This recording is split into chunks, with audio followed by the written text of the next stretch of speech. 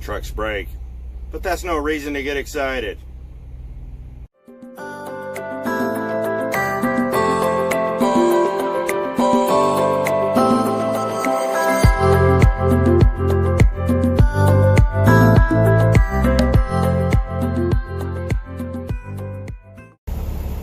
As you know, check engine lights have kind of started becoming a running joke on this channel.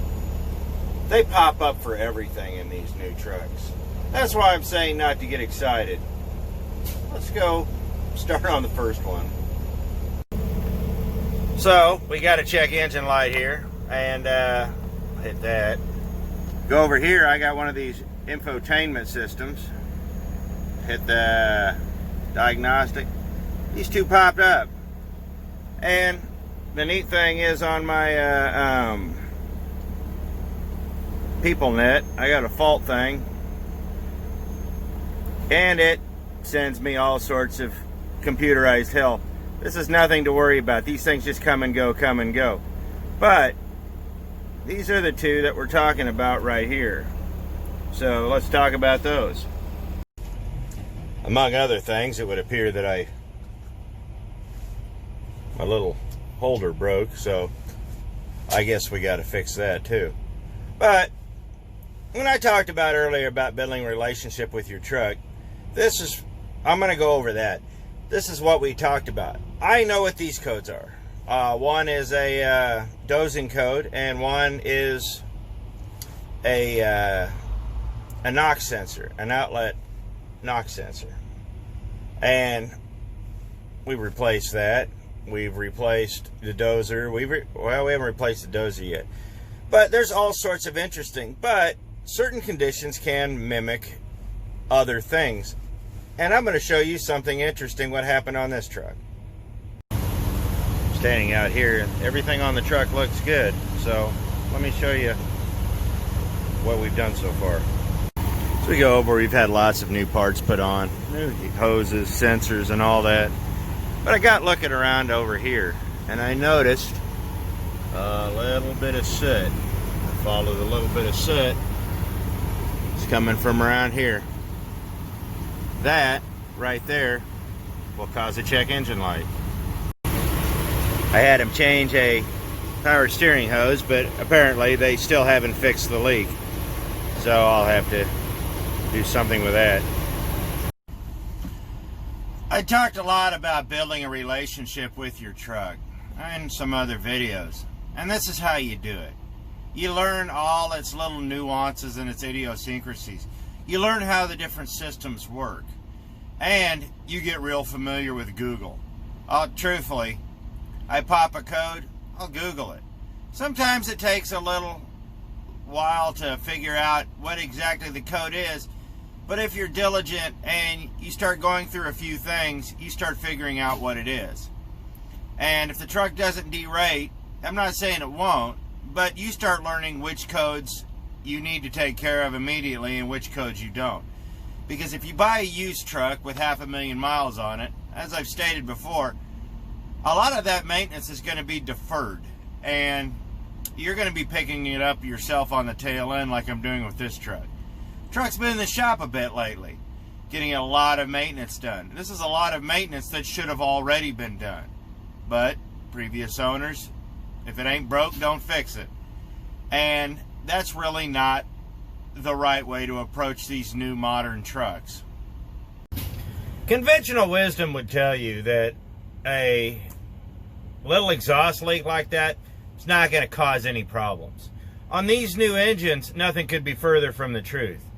Conventional wisdom on the old engines is kind of a thing of the past. These new engines, the exhaust has to be sealed. It's just madness. It has to maintain pressures and temps, and the computer has to do this and that. And the old days of just strapping flex pipe to it or just retightening it or something, it's pretty much over. What I've come to learn is my conventional wisdom went clean out the window with a lot of stuff, because one problem will mimic another problem. And I got some stories on that. I was talking to a buddy of mine about the bellows pipe on these trucks. They comes out of the bottom of the exhaust, and runs, you know, it's the flex joint between the engine and the exhaust that's mounted to the truck. And back in the day, if that thing got a little bit of an exhaust leak, just put some universal flex pipe on it and go. You can't do that anymore. You've got gaskets on both ends, and that bellows pipe is actually sealed. It's very tightly wound. And if that gets a leak, it will mimic like 4 different problems. First of all, it'll throw a pressure code saying that your sensor's off. And then it'll start throwing in a pressure code saying that your diesel particulate filter's bad. And we got talking about this the other day because people don't want to spend the money on a bellows pipe, which they're not cheap. Trust me, they're not cheap. They want to do the $4.99 fix. They keep blowing all these codes, so next thing you know, they're changing out a DOC or a filter that was perfectly good because they wanted to be cheap. Because suddenly, after screwing with the truck all this time, they've taken it to a mechanic they trust, and the mechanic's not hardly any smarter than they are. And he plugs it in the computer and says, "Oh, you got a bad filter, so we're gonna have to change that." And it was never the problem the whole time.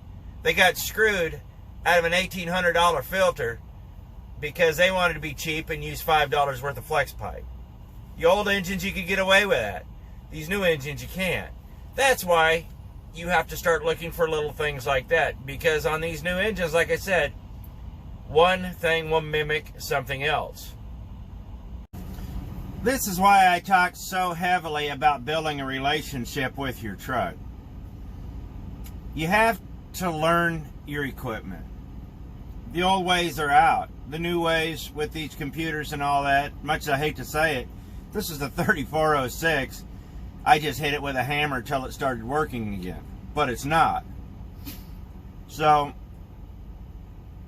you have to start really learning your equipment and studying your equipment. Build a relationship with it. And after a while, you'll start noticing all the nuances and everything that's happening. And you'll know where to start when you need your truck fixed. You can save a lot of time and energy that way. You can also save a lot of BS for mechanics who are more interested in just swapping out parts till they may or may not hit what's wrong. Learning your engine codes is important, and learning how your truck functions is vital. It's just, these trucks are too expensive to be screwing around with backyard mechanics. I could fix a lot of this stuff myself. I can do the mechanical part. I don't have a computer. So if I had a computer program that would work, that would be great. But the Cummins Insight program is about $50,000, and you only lease it. I don't have $50,000 to spend on a program for one truck. So I have to, you know, balance my time and money and figure out the best course of action that's going to be the most cost effective for me. And learning your truck really is. I've been asked multiple times why I just don't get the truck deleted. Well, there's several reasons. First and foremost, well, I mean, it is technically illegal. You're really not supposed to be altering emissions controlled vehicles, but we'll put the legalities aside. Well, I'd like to, but you really can't, because it spans over to your mechanic. If your mechanic is not allowed to work on it, especially if they're a dealership, you know, it really cuts your options for getting your truck repaired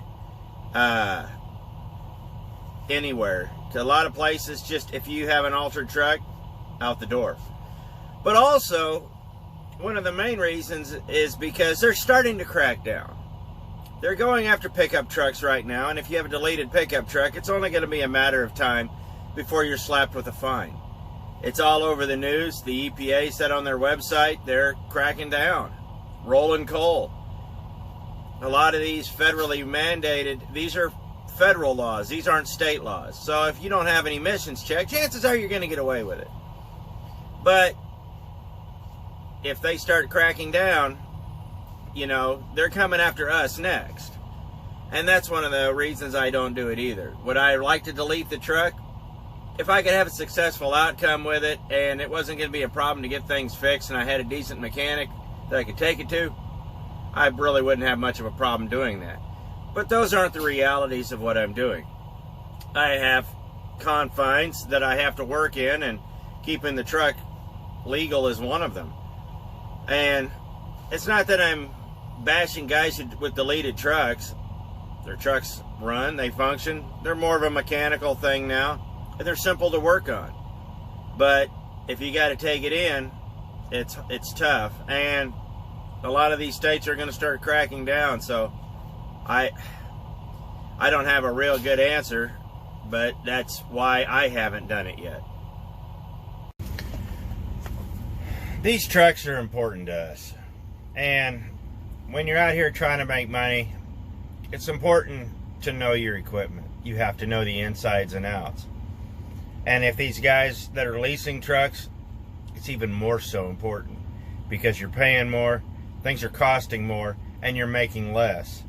And if you've got to find ways to cut corners, don't ever cut it in maintenance, but cut it because you know your equipment. You have to know your equipment. You know, you've got to know your tires, you got to know your brakes. You have to spend a lot of time with this truck. And it's something that you just have to get used to. You know, used to be an old joke about, you know, why women hated semi-trucks, you know, because guys' significant others would hate the truck because it was the one mistress they couldn't run off. It's the mistress that takes them away from the family and home, and they spend most of their time with it. And if you're going to spend that much time with your truck, you better get to know it, because if you don't know it, like a mistress, it's going to leave you broke down in the middle of nowhere. So, get to know your truck. Learn it. Learn the ins and outs. Start learning your codes. Figure out a way to pull up particular codes to figure out what's major, what's not, what needs to be fixed, what needs to be looked at. If you get a good mechanic with a good computer, he can pop the code and say, hey, this is a one-time thing. I had a air inlet temperature sensor pop. Derated the truck. Code went inactive, but it still derated. Took it to a shop. It was a one-time thing. Just a little blip. You know. And we cleared it. But I'll tell you what, a couple months later it came back. Didn't derate the truck, but the minute it came back, we replaced the sensor. No derate, no trouble. So that's what you have to do. A one-time thing, keep an eye on it. If it happens every other day, you probably ought to get it fixed. But like with the exhaust leaks, this is how something very seemingly insignificant can cause you a whole lot of pain. So learn your truck, get familiar, have a lot of fun. It doesn't have to be bad, and you don't have to lose your mind over these things. You'll start learning what's important. You'll start learning how to get it fixed and where and what to do, and the procedure that you need to take to be successful. I haven't lost a whole lot of money over breakdowns because I fixed the truck on my time. I don't allow the truck to dictate to me when it needs to get fixed. It very rarely happens. Now, don't get me wrong. This thing has broken down on the side of the road once or twice, but things do happen. So that's just the important thing. Nothing's perfect out here, but as long as you stay calm, cool, collective, and you know your truck, you're going to be a success. No need to lose your mind, and learn how to fix things on your schedule. So I appreciate it. Thanks for watching. See you next video.